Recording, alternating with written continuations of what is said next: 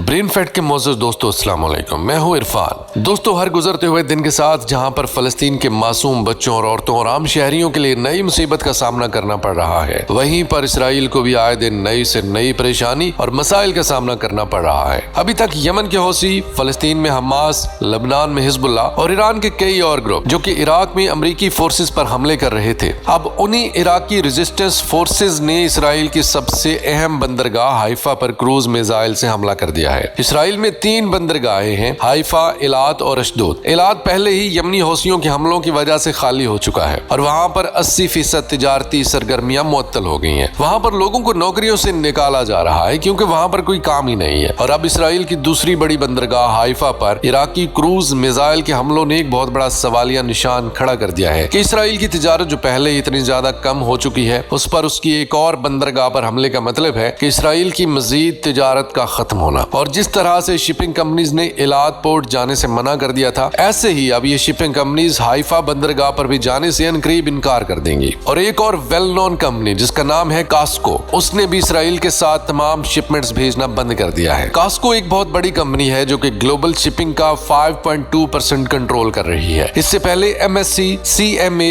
CG, CGM, मर्सिक, हिपोक्लायड पहले से ही Israel के साथ बिजनेस बंद कर चुके हैं। और इससे पहले आपको मैं पहले ही खबर दे चुका हूं कि नेतन्याहू मुआशी तौर पर इतना ज्यादा परेशान है कि उसने कई सरकारी दफातर बंद कर दिए हैं ताकि उनमें इस्तेमाल होने वाला पैसा भी वो फलस्तीन जंग में इस्तेमाल कर सके। और इसी के साथ आपको ये बताते चले, कल मैंने आपको ये खबर दी थी कि इराक के वजीर आजम ने कहा है कि अमरीकी फौजी इराक से निकल जाए, इराक को खाली कर दे। और आज ही एक और मंजर देखने में आया है जब ईरानी रेवोल्यूशनरी गार्ड्स और इराकी अफवाज ने मिलकर जंगी मशकें शुरू कर दी हैं। ये एक बहुत बड़ा मैसेज है कि ईरान और इराक अब इकट्ठे हो चुके हैं। माजी में ईरान और इराक की बड़ी तवील जंगें भी हो चुकी हैं, लेकिन अब दोनों ममालिक ने ये जान लिया है कि उनको लड़ाकर दुश्मन अपना फायदा हासिल कर रहा था। और अब ये दोनों ममालिक एक बार फिर से इकट्ठे हो चुके हैं। और दोस्तों, ईरान की बात अगर की जाए तो अमेरिका के साबिक सदर ने इसराइल पर एटम बम फोड़ दिया है। उन्होंने कहा है कि जो बाइडेन को कुछ पता ही नहीं है। और मजीद डोनाल्ड ट्रंप ने ये इंकशाफ किया कि ईरान अब बहुत ज्यादा अमीर और ताकतवर हो चुका है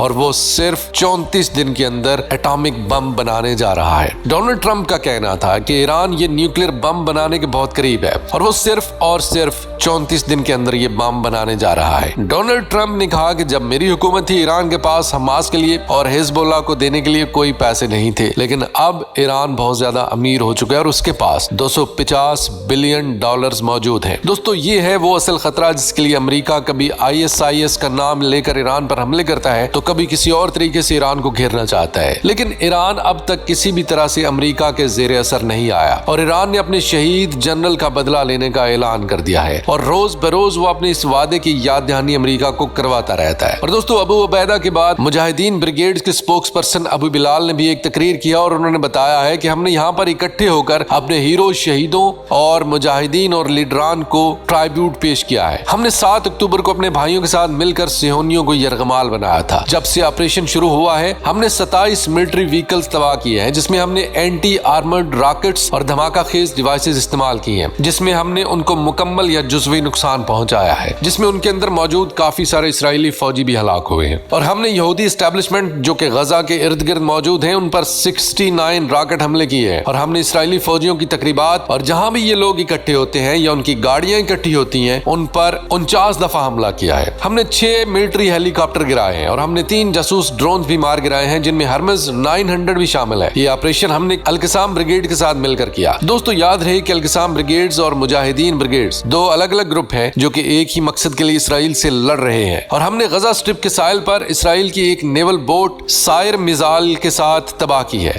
इन सारे ऑपरेशन में हमारे हाथ दुश्मन का बहुत सारा असलहा और मिलिट्री इक्विपमेंट भी लगा है। और दोस्तों, नेतन्याहू की फितरत क्या है और वो किस सोच का मालिक है, इसकी वजह जानने के लिए आपको एक छोटी सी मिसाल देता हूँ। हाल ही में नेतन्याहू ने एक फैसला किया है कि उसके कैबिनेट के जितने भी वजीर हैं वो पॉलीग्राफ टेस्ट देंगे। पॉलीग्राफ टेस्ट दोस्तों एक टेस्ट है जिसमें सच और झूठ का पता लगाया जाता है कि ये बंदा सच बोल रहा है या झूठ बोल रहा है। तो ये टेस्ट नेतन्याहू ने अपनी कैबिनेट के लिए लाजमी करार दे दिया है और कहा है कि हमारे कैबिनेट की चीजें और फैसले लीक हो जाते हैं, इसलिए मैंने ये हुक्म दिया है कि ऐसा कानून बनाया जाए कि जो भी कैबिनेट के अंदर बैठता है, जहां पर हम सिक्योरिटी डिस्कशन करते हैं, चाहे इसमें पॉलिटिशियंस हो या फिर आर्मी के बंदे, ये सब पॉलीग्राफ टेस्ट देंगे। दोस्तों इसे सिक्योरिटी लीक कहें या कुछ भी कहें, इसराइल की कमजोरी कहें, लेकिन हकीकत यह है कि इस वक्त हिजबुल्लाह के साथ जंग इसराइल के लिए एक डरावना ख्वाब बन चुका है। इसराइल अब हर कीमत पर इस जंग से बचना चाहता है। इसराइल की पार्लियामेंट का मेंबर और एक साबिक इसराइली जनरल जिसका नाम बेनी गैंट्स है, उसका कहना है कि हिजबुल्लाह के साथ सीज फायर होना चाहिए। उसने कहा है कि हिजबुल्लाह शिमाल से हमला करते हुए आगे बढ़ रहा है, लेकिन इसराइल को इसके पॉलिटिकल हल के लिए, सियासी हल के लिए कोशिश करनी चाहिए। जी हाँ दोस्तों, ये वही बेनी गैंट्स है जिसके मशहूर अल्फाज थे कि जो कोई भी सीज फायर का कहता है वो एंटी सेमेटिक कानून की खिलाफ वर्जी कर रहा है। दोस्तों आपको बताते चलें कि यहूदियों के खिलाफ बात करना कई मुल्कों में जुर्म है और उसे एंटी सेमेटिज्म कहा जाता है। तो ये वो बेनी गैंट्स है जिसकी अब होश ठिकाने आए हैं, जो इससे पहले कहा करता था कि सीज फायर की बात करना भी एक जुर्म है। अब वही बेनी गैंट्स ये कह रहा है कि अब सीज फायर पर बात करनी चाहिए। और दोस्तों ये डर बिल्कुल दुरुस्त भी है, क्योंकि अमेरिका ने बाकायदा तौर पर ऑफिशियली इसराइल को ये बता दिया है कि तुम हिजबुल्लाह से नहीं जीत सकते। दोस्तों ये खबर वाशिंगटन की है। वाशिंगटन पोस्ट ने कहा है कि व्हाइट हाउस ने बाकायदा से इसराइल को वार्न किया है, खबरदार किया है कि ये कभी भी हिजबुल्लाह से नहीं जीत सकता। जो बाइडेन जो कि अमेरिकी सदर है, उसके secretary of state Antony Blinken इस वक्त मिडिल ईस्ट के दौरे पर हैं, ताकि वो इसराइल पर प्रेशर डालें और उसे मना करें कि वो हिजबुल्लाह के साथ जंग में ना जाए। जब ये सेक्रेटरी ऑफ स्टेट कतर के दौरे पर पहुंचे तो कतर ने बिल्कुल साफ इनकार कर दिया और कहा कि इसराइल के यरगमाली जो हमास के कब्जे में है, अब उनको छुड़ाना मुश्किल ही नहीं नामुमकिन हो गया, क्योंकि इसराइल ने लबनान में हमास के डिप्टी चीफ को शहीद कर दिया है और अब उनके बाजियाब होने की कोशिश करना बिल्कुल फजूल है और अब हमास से जंग बंदी की बात करना बहुत मुश्किल हो चुका है। और दोस्तों इसी दौरान जब एंटनी ब्लिंकन इसराइल को इस जंग से बचाना चाहता है और बातचीत कर रहा है मिडिल ईस्ट में, हिजबुल्लाह ने इसराइल के ऊपर ताबड़तोड़ हमले शुरू कर रखे हैं और हिजबुल्लाह ने बड़ा दावा किया है कि उसने मेटियोला में कई इसराइली फौजियों को खत्म कर दिया है और इसके साथ साथ इसराइली टैंकों को रवाइसत अल आसी में कॉर्नेट मिसाइलों के साथ तबाह कर दिया है। और हिजबुल्लाह के मुताबिक हिजबुल्लाह ने नॉर्दर्न इसराइली शहर के करीब कई इसराइली फौजियों को हलाक और जख्मी कर दिया है। हत्ता कि इसराइली मीडिया ने भी ये बताया है कि मेटियोला में एक घर जहां पर इसराइली फौजी मौजूद थे उसको मिसाइलों से उड़ा दिया गया और ये मिसाइल दरअसल एंटी टैंक मिसाइल थे जो मोटी से मोटी कंक्रीट की तह या लोहे की चादर तक को तबाह कर सकते हैं। और रवाइसत अल आसी में ही हिजबुल्लाह ने एक टैंक को भी तबाह कर दिया और इसराइल के ही चैनल 12 के मुताबिक हरमान शहर में भी रॉकेटों का एक बड़ा हमला किया है। कई इसराइली मीडिया चैनल्स के मुताबिक नॉर्दर्न इसराइल के शहरों में फिजाई हमले के सायरन बजा दिए गए। और दोस्तों कुछ दिन पहले हिजबुल्लाह ने, जैसा कि मैंने आपको खबर दी थी, कि इसराइली एयरबेस मीरान को तबाह कर दिया है और उसका रेडार सिस्टम नाकारा बना दिया है। इसमें माहिरीन का अब ये कहना है कि हिजबुल्लाह ने लॉन्ग रेंज कॉर्नेट मिसाइलों के साथ हमला किया था और ये वो मिसाइल है जिसको आयरन डोम इंटरसेप्ट नहीं कर सकता। इस हमले के बाद से इसराइल ज्यादा डरा हुआ है, क्योंकि हिजबुल्लाह के पास काफी ज्यादा बड़ी तादाद में ये कॉर्नेट मिसाइल मौजूद है और इस हमले के बाद इसराइल की एक बहुत बड़ी कमजोरी सामने आई है कि उसकी आयरन डोम कॉर्नेट मिसाइलों के सामने बेबस है और उनको तबाह नहीं कर सकते। और मीरान एयरबेस के बाद लबनान ने इसराइल के एक और अहम रेडार साइट पर हमला कर दिया है। ये रेडार साइट मशहूर शीबा फार्म्स में मौजूद है। लबनान की हिजबुल्लाह ने इस साइट पर 6 मिसाइल दागे हैं। अभी तक नुकसान की तफसीलात सामने नहीं आई हैं। और दोस्तों जैसा कि मैंने आपको बताया था कि यूरोपीय यूनियन का नुमाइंदा जोसेफ बोरेल इस वक्त हिजबुल्लाह से बातचीत करने के लिए और उससे जंग से मना करने के लिए एक मिशन पर है। लेकिन इन लोगों के डबल स्टैंडर्ड्स क्या हैं? टीवी एंकर ने इसे किस तरह से रगड़ा लगाया ये आपको बताता हूँ। और टीवी एंकर ने सवाल किया कि क्या आप समझते हैं कि इसराइल वार क्राइम्स कर रहा है? तो इस पर जोसेफ बोरेल ने कहा कि ये इंटरनेशनल क्राइम कोर्ट का मामला है, वो इसमें फैसला करेगा कि क्या इसराइल वार क्राइम्स में मुलव्वस है या नहीं। मैं कोई वकील नहीं हूँ। तो इस पर एंकर ने कहा कि 7 अक्टूबर को जो हमास ने हमला किया था, क्या इसे आप वार क्राइम समझते हैं? तो इस पर उसने कहा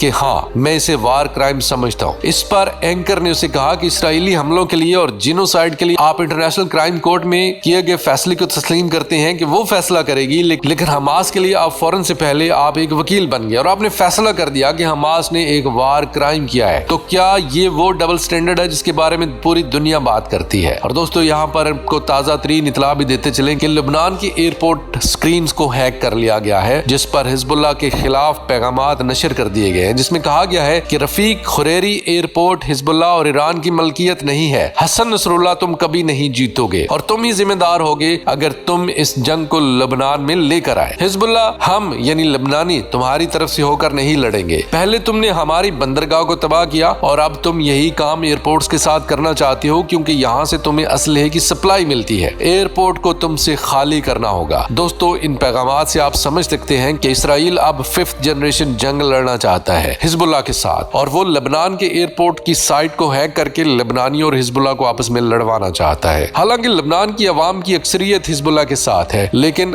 اب جنگ کو اپنے سامنے دیکھ کر اسرائیل اس جنگ سے گھبرا رہا ہے، کیونکہ مظلوم اور نہتے فلسطینیوں کو شہید کرنا اور حزب اللہ کے ساتھ ٹکر لینا دو الگ الگ معاملات ہیں۔